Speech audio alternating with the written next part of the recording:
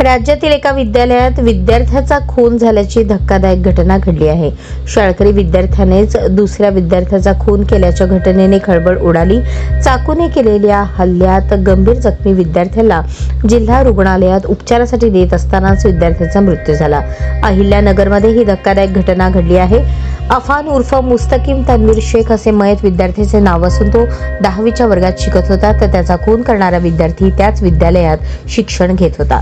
मिळालेल्या माहितीनुसार या घटनेतील दोन्ही शालेय विद्यार्थी अल्पवयीन आहेत। यातील एक विद्यार्थी 8वीच्या वर्गात शिकत होता, तर दुसरा 10वीत शिकत होता।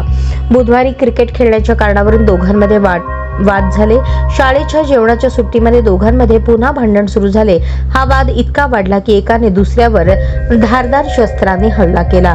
या हल्ल्यात 10वीत शिकणारा शेख गंभीर जखमी झाला। त्याला उपचारासाठी जिल्हा रुग्णालयात दाखल करण्यात आले, मात्र डॉक्टरांनी त्याला मृत घोषित केले। दरम्यान या घटनेची माहिती मिळताच शहर पोलीस उपअधीक्षक अमोल भारती, तोफखाना पोलीस ठाण्याचे निरीक्षक आनंद कोकरे यांनी पथकासह घटनास्थळी धाव घेतली। खुनी विद्यार्थ्याला ताब्यात घेतले असून त्याच्यावर गुन्हा दाखल करण्याची प्रक्रिया सुरू आहे। पोलीस या प्रकरणाचा अधिक तपास करत आहेत।